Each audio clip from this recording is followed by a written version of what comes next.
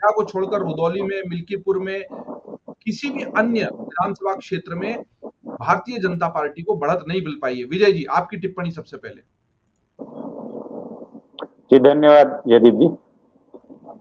मंदिर का ज्वार शुरुआत में जनवरी में बहुत तेज हुआ था। प्राण प्रतिष्ठा के समय पूरे विदेश तक इसकी लहर गई थी। साउथ के लोग बहुत विशेष ट्रेनें चलाई गई और इतना 5-5 लाख लोग अयोध्या में आ रहे थे देश भर से। अयोध्या में पैर रखने भर की जगह नहीं थी। जनवरी फरवरी में ऐसा माहौल था। मैं वेस्ट बंगाल गया था, ये भी ये गनी खां चौधरी के क्षेत्र में था। तो वहां के लोगों को जब मैं पता चला कि मैं लखनऊ से आया हूँ, एक गांव था, तो वो अयोध्या के लेके बड़ा में उत्कंठा थी जानने की योगी जी के बारे में। उन्होंने कहा कि चुनाव के बाद हम लोग एक बस से मंदिर के दर्शन करने आएंगे। तो पश्चिम बंगाल के गांव तक मंदिर की लहर थी। चुनाव प्रचार जब शुरू हुआ तो योगी जी के एजेंडे में सबसे ऊपर अयोध्या ही था, मंदिर था, 500 साल का इतिहास था। इस पे बहुत तेजी से एक लहर पैदा करने की कोशिश की गई, लेकिन अखिलेश यादव की सोशल इंजीनियरिंग ने सारे ये भक्ति भाव और लहर सब दरकिनार कर दिया। खास बात इसमें ये रही कि अवधेश प्रसाद जो अभी तक थे, वो चुनाव की घोषणा और टिकट मिलने के बाद अवधेश पासी हो गए। और यहाँ पर वो उनका अपना जो क्षेत्र है वो उनके साथ बहुत मजबूती से इस चुनाव में भी जुड़ा रहा है। और अगर आप देखें कि एक बड़ा रोचक वाकया इस दौरान हुआ कि जब वो मतगणना के दिन निकल रहे थे तो हनुमानगढ़ी मंदिर गए थे दर्शन करने, और वहां भक्तों को माला पहनाई जाती है। वो माला पहने पहने ही मतगणना स्थल तक आए हैं। लोगों ने उनसे कहा कि ये माला उतार दीजिए। उनका नहीं, ये भगवान जी ने पहना के भेजी है, हनुमान जी ने, और ये जीव की माला है। और वो माला अंत तक उनके गले में पड़ी रही और वो वाकई उन्होंने सारे दूसरे समीकरण ध्वस्त कर दीजिए। सोशल इंजीनियरिंग का कार्ड जो अखिलेश ने चला बड़ी खूबसूरती से चला। आप देखिए कि अयोध्या ही नहीं, अयोध्या मंडल में सारी सीटें बीजेपी हार गई। पड़ोस की सुल्तानपुर मेनका गांधी हारी वहां पर। बस्ती, अंबेडकर नगर, अखिलेश ने एक बड़ी समझदारी और इनोवेटिव इसमें वो रहे टिकट वितरण में कि जो पड़ोस की सीटें थी वहां पर उन्होंने सुल्तानपुर में जैसे निषाद बिरादरी को उतारा। अगल बगल की बस्ती अम्बेडकर सीटें थी, कुर्मियों को उतारा। तो निषाद कुर्मी जो अयोध्या का था वो उनके साथ कंसोलिडेट हो गया। और उनकी अपनी पासी बहुल एक सीट थी मिल्कीपुर, जहां से ये अवधेश प्रसाद, अवधेश पासी जो भी कह लीजिए, ये विधायक थे। तो ये समीकरणों ने सारे समीकरण मंदिर का और बीजेपी के इक्वेशन ये सारे ध्वस्त कर दिए।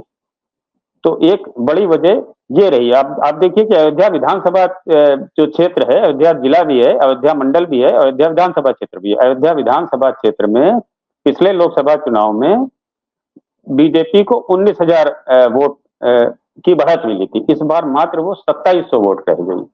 तो जो अखिलेश की सोशल इंजीनियरिंग का था, जो जाति समीकरण उन्होंने ध्यान में रखे, और सामान्य सीट से दलित को उतारने का बहुत दुर्लभ वाकया देखने को मिलता है, तो उन्होंने दलित को उतारकर सारी समीकरण ध्वस्त कर दिए। और लल्लू सिंह के खिलाफ एक बात ये भी गई कि वो लगातार 2 बार से सांसद थे, तीसरी बार और भी कई दावेदार थे और वो चाह रहे थे टिकट, दिल्ली तक उन्होंने दौड़ भी की, लेकिन उनको नहीं सफलता मिली। तो कहीं ना कहीं वो भीतरघात भी हुआ है उनके साथ में। संगठन के लोग मन से नहीं जुड़े, कहीं ना कहीं एक कारण हार का ये भी रहा, लेकिन सबसे प्रमुख कारण जाति समीकरण ही रहे हैं। और इस वजह से इनको शिकस्त खानी पड़ी। 14 में आप देखिए तो 14 के चुनाव से 19 के चुनाव में 20% वोट बढ़े थे। लल्लू सिंह ही वहां पर थे। लेकिन इस बार क्या हुआ, उनका 5% वोट घट गए।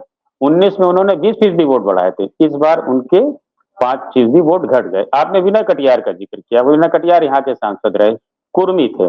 कुर्मियों का यहाँ कुर्मी बहुल क्षेत्र माना जाता है, कुर्मी बड़ी संख्या में है, कुर्मियों निषाद। अब कुर्मियों का एक नेता विनय कटियार वो बिल्कुल निष्क्रिय रहे।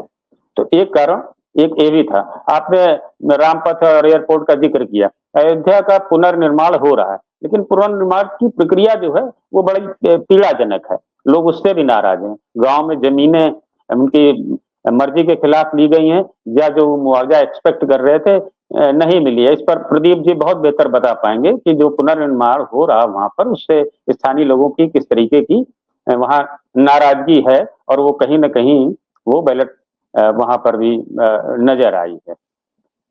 और एक बड़ा चर्चित नारा यहाँ चला चुनाव के दौरान में कि मथुरा न काशी, अब की अवधेश पासी। और इसने बिल्कुल जादू कर दिया पूरे क्षेत्र में। यही एक नारा चला, जय श्री राम। इसलिए चाह रहा हूं कि ये दिलचस्प नारा है और ये बहुत ज्यादा चर्चा में चुनाव के दौरान नहीं आया, लेकिन अब जब अयोध्या का एनालिसिस हो रहा है, विश्लेषण हो रहा है, तो ये नारा अब मुझे लगता है रेखांकित करने लायक और महत्वपूर्ण हो जाता है कि मथुरा न काशी, केवल अवधेश पासी। जी जी बिल्कुल। दूसरी महत्वपूर्ण बात आपने कही कि कभी बहुत कम देखने में आता है कि सामान्य सीट से एससी उम्मीदवार को खड़ा कर दिया जाए, लेकिन ये दांव चला अखिलेश में। जी, भीतरघात वाला एक बिंदु महत्वपूर्ण रहा। लल्लू प्रसाद 2 बार से सांसद थे और मुख्यमंत्री के बहुत प्रिय हैं और यहाँ पर बड़ी मुख्यमंत्री ने बहुत सभाएं की, बहुत ताकत लगाए थे इनको जिताने के लिए। प्रधानमंत्री भी 2 बार वहां गए, सभाएं की, रोड शो के लिए, लेकिन अवधेश पासी खामोशी के साथ बिल्कुल बिना कोई रोड शो किए, बल्कि मना भी कर दिया उन्होंने। डिंपल और प्रियंका का एक रोड शो प्लान किया गया तो उन्होंने मना कर दिया। वो खामोशी से बस चुनाव प्रचार और डोर टू डोर जाने में ही यकीन रखा और वही करते रहे और वही कहीं कमाल खिला गया। और ये आप देखिए कि जहां भीतरघात उधर रहा है, वहां अवधेश प्रसाद के खिलाफ भी कैंडिडेट खड़ा हुआ इन्हीं की पार्टी से। आनंद सेन पिछली बार टिकट मिली थी उनको, यहाँ से लड़े थे सपा के टिकट पर, पूर्व मंत्री भी रहे आनंद सेन यादव, वो खड़ी हो गए, बागी हो गए। और ये पहले यहाँ से रह चुके हैं सांसद। हाँ मित्र, जी जी जी। और ये आशंका थी कि यादव वोट शायद उनके यादव होने के कारण चला जाए, लेकिन वो बिल्कुल नहीं गया। तो ये जो जाति समीकरण जो साधे इन्होंने, वो बहुत सटीक रहे और बारीक विश्लेषण किया विजय जी आपने। अगर आप ये वीडियो YouTube पर देख रहे हैं तो हमारे चैनल को सब्सक्राइब करें और बेल आइकन को दबाना ना भूलें। अगर आप Facebook पर ये वीडियो देख रहे हैं तो हमारे पेज को लाइक करें।